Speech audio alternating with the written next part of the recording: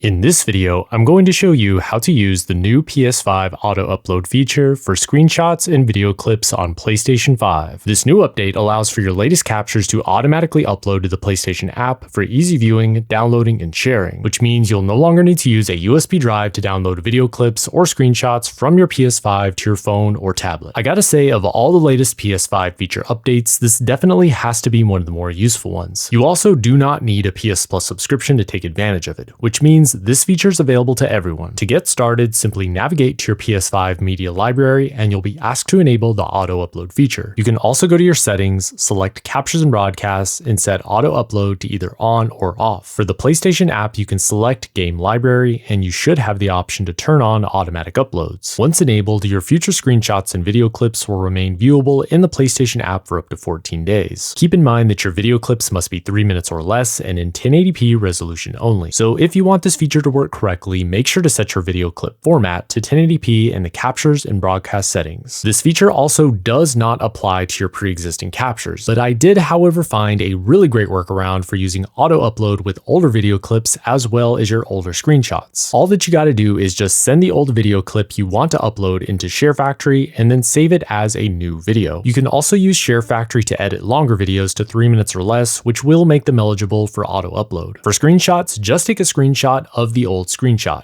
It's literally that simple. Lastly, once your media captures have uploaded to the PlayStation app, you can easily view, share, or download them to your phone or tablet. So now you guys know how to easily enable the all-new auto upload feature for PlayStation 5. Hopefully you guys enjoyed this video and you found it useful or at least interesting. And if you did, make sure to leave a like rating on this video, comment below to let me know what you think, and as always, don't forget to subscribe and ring the bell for post notifications. I'll see you guys in the next video. Peace.